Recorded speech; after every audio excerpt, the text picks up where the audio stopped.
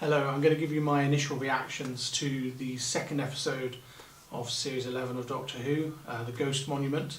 Don't forget to press subscribe for some of my other videos on Doctor Who and anything else that I might put up.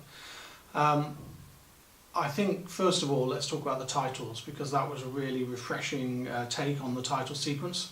Refreshing and kind of reminiscent of historic ones. You've got a kind of a mixture of the idea of flying through the time vortex, but you also, it seems quite reminiscent of the HowlRound sequence, which was in Doctor Who for the first 3 Doctors. So I really like that, and there's a lot going on in it. It's quite difficult to keep up with at times. There's so much going on that it's going to take quite a few repeated viewings, I think, but we'll probably get the chance to see it lots, so that's quite cool. There was no pre-title sequence. There was no run up to the episode. It kind of followed on straight from the previous episode, and I thought it was really good. Reminiscent in some regard. I kept thinking back to a William Hartnell story, The Keys of Marinus, which involves several episodes of jaunty travelling around a planet, with the planet being quite hostile. And it kind of reminded me of that in a way. You had this idea of a kind of a quest to go on, and I like those kind of stories. It's a long time since we've had that kind of travelling across a planet kind of story, as far as I can remember anyway. And I really like them, so I was impressed with it.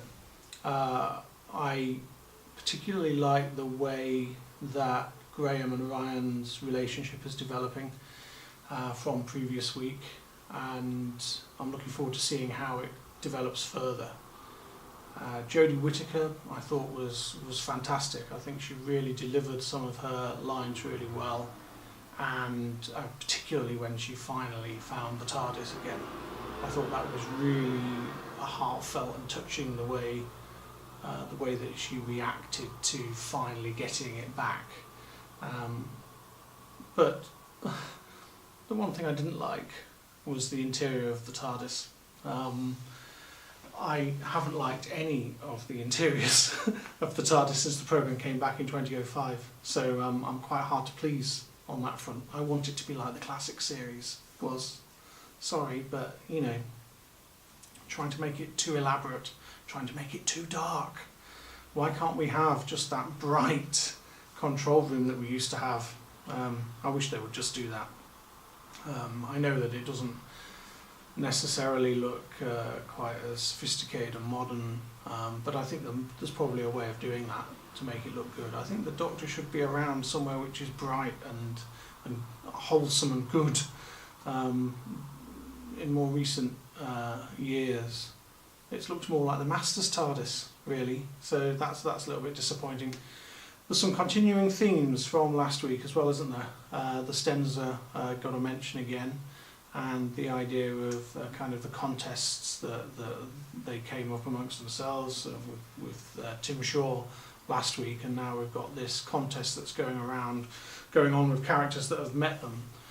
So there's a couple of continuing themes there which I'm sure won't go away, and I do wonder if we're going to see Art Malek's character again, because that was all rather mysterious and he hasn't got his comeuppance, only a threat of having his comeuppance. So there's a lot going on. It's been a really good start to this series. The scope of this series is fantastic, I think. It looks brilliant and it sounds fantastic too. The incidental music, really nice change from Murray Gold's approach, which was really just overpowering at times. The incidental music is a little bit further into the background a lot of the time, and often quite like special sound, in fact.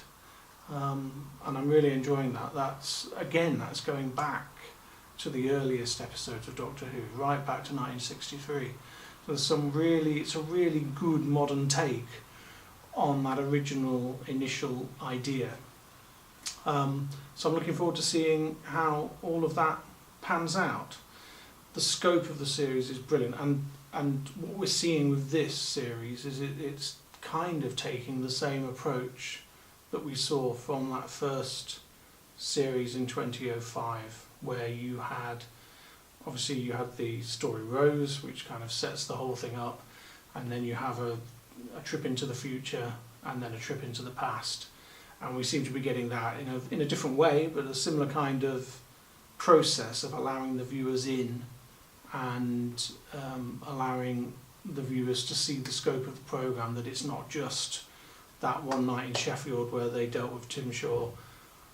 It goes further than that, it goes wider than that, it goes everywhere, and I think that's really interesting. So can't wait to see what happens next week with Rosa Parks. Brilliant.